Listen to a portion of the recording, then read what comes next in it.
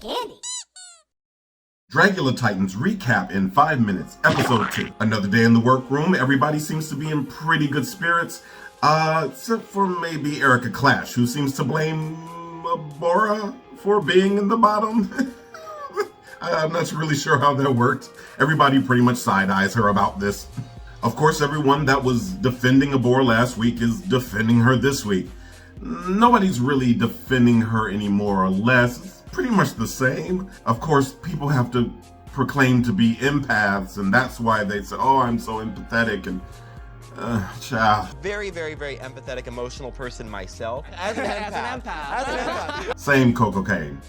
Same. During all the chit-chat about Abhora and Erica Clash and who went home and why they went home, Abhora walks back in the room. Why? I mean, I guess the Boulets are trying to mix it up a little bit, but they've done shit like this before, and it feels, I don't know, tacked on. Is this something that's going to happen the entire season? At the beginning of the first episode, you said if they can't do the fright feat, then the person that was sent home before will come back and take their place.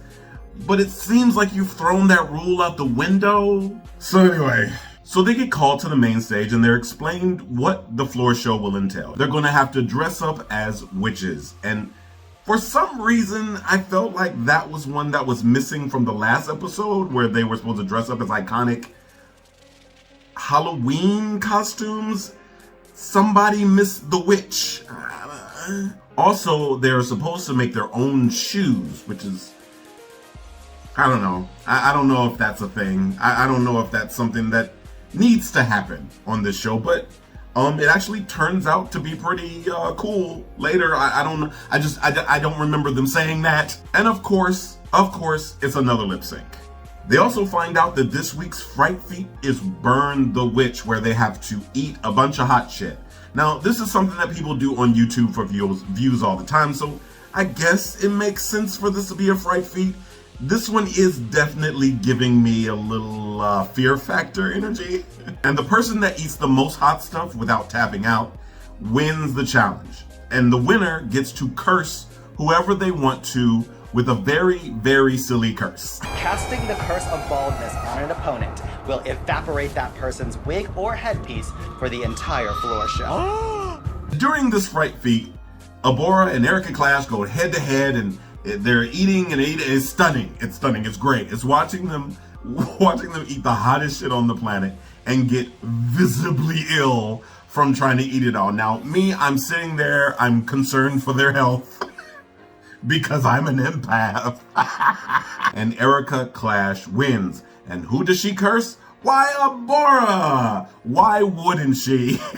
Essentially, everybody in the room believes that Erica Clash did this incorrectly. She should have cursed Hoso or Victoria Black. One of the stronger competitors, she doubles down and says, oh, well, I know that she wasn't the strongest one, but I wanted to send a message. Well, I'm not sure what the message is, sis. Then we get to the workroom and we're watching them make their stuff. Hoso overthinks, Kendra Onyx underthinks, Coco takes a chance. I mean, she talks about what it's going to be, but she talks more about the construction part and less about the concept. So I don't really know what she's doing. Excuse me?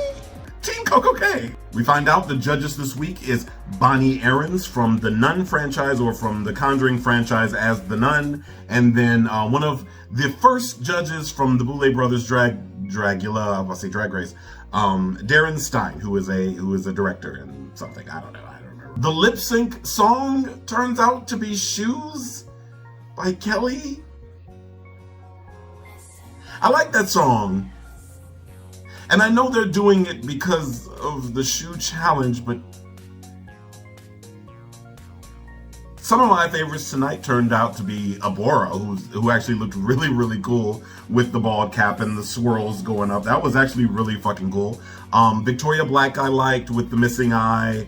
Coco Kane actually turned out to be really cool looking after she took the risk of creating her own thing in the workroom as they were working. Everybody else seemed to have their stuff pretty much together or in pieces.